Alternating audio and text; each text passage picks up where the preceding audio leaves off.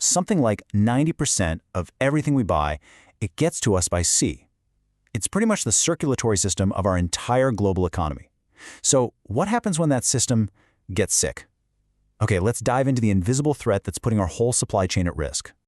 So picture this. It's 2017, and employees at Maersk, the biggest shipping company in the world, come into work one morning, turn on their computers, and find their screens are just locked. A virus had wormed its way through their entire global network.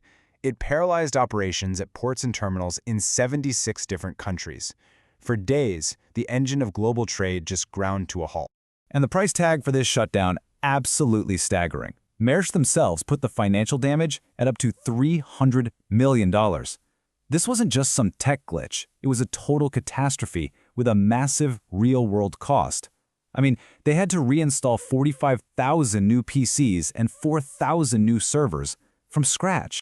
So yeah, the Maersk incident was a huge wake-up call. It really pulled back the curtain on just how vulnerable the backbone of global trade is. But here's the thing you've got to understand. This wasn't some freak one-off event. No, this virus, it just kept spreading. A year after Maersk, you had the shipping giant COSCO get hit, shutting down its U.S. systems for weeks. Then, in 2020, two other major players, CMA-CGM and MSC, were slammed by similar attacks that paralyzed their systems and websites. You see the pattern here, right? It's like a chronic illness that's hitting the whole industry. And believe me, this problem is just blowing up. Between 2020 and 2021 alone, the number of cyber attacks targeting the maritime sector exploded by a whopping 400%. To put that in perspective, that's a new attack happening on average every 30 seconds. Insane. Okay, but the threat gets even more intense when you zero in on the ports themselves. Think about it. If ships are the blood cells, the ports are the heart pumping everything through the system. And in 2021, attacks targeting these critical hubs jumped by an even more staggering 600%. You hit a port, you don't just stop one company. You can create a logistical nightmare, a traffic jam that literally stretches across the entire globe. So what exactly are these, digital pathogens? How are hackers pulling this off, crippling this massive, essential infrastructure? All right, let's break down their toolkit. Okay, so the number one weapon of choice, it's ransomware.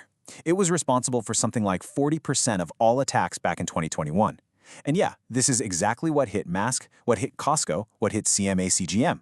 It's the go-to tool for cybercriminals who want to cause the most disruption for the biggest possible payday. So what is this stuff really? Well, think of it like digital kidnapping. It's that simple. The software gets into a network, it locks up all the data with powerful encryption, and then it leaves a ransom note. The message is clear: pay up or you're not getting your systems back. And hey, we might just leak all your data too.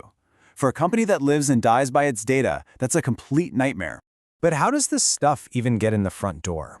Well, a lot of the time, it's through some pretty simple human-focused methods. You've got phishing, which is the classic move, right? A tricky email that gets an employee to click a bad link. And then you've got something a bit more techy, called SQL injection. That's where attackers basically trick a website's database into giving them the keys. And check out this quote, because it really shows you how targeted this gets. We're not talking about your average everyday spam here. Spear phishing, that's where hackers do their homework. They find the high-level execs, the IT admins, the people with the keys to the kingdom, and they craft these super convincing, personalized emails designed to fool them specifically. Okay, so we've established the threat is very real and it's growing fast. But that begs the question, why is the shipping industry so vulnerable in the first place? And maybe more importantly, what is anyone doing about it? How are they trying to build up this digital immune system? When you look at what happens when these vulnerabilities get exploited, the consequences are all over the map. Of course, you've got the ransomware shutting down the big corporate IT systems, like what we saw with Maersk and the Port of San Diego. But then it gets crazier. We've seen hackers literally fake a ship's GPS. They spoofed an oil tanker's location, lured it right into hostile waters, and boom, it gets detained. So this isn't just about money anymore, it's getting physical. Look, today's maritime industry, it just runs on data. Period. On the ships themselves, you've got everything from GPS guiding the way, to digital charts, to cargo management systems. It's all connected. And then you get to the ports, and it's a whole other level of complexity. We're talking thousands of IoT sensors, big data analytics, all coordinating this insane dance of containers.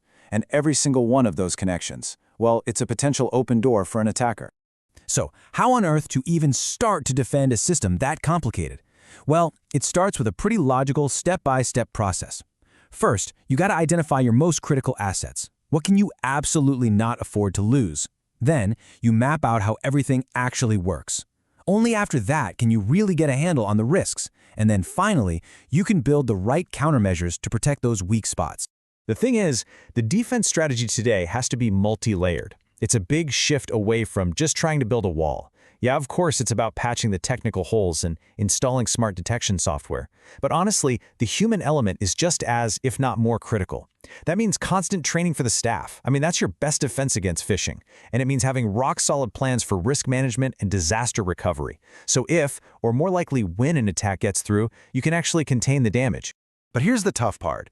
Even with all these strategies in place, the maritime world is up against some really deep, systemic challenges. This isn't a disease you can just cure with a single shot. It's more like a chronic condition that needs constant management. And this table here, it really nails down what those core issues are. First, there's the culture. Shipping has always been a pretty conservative industry, right? So they've been slow to get on board with a digital-first security mindset.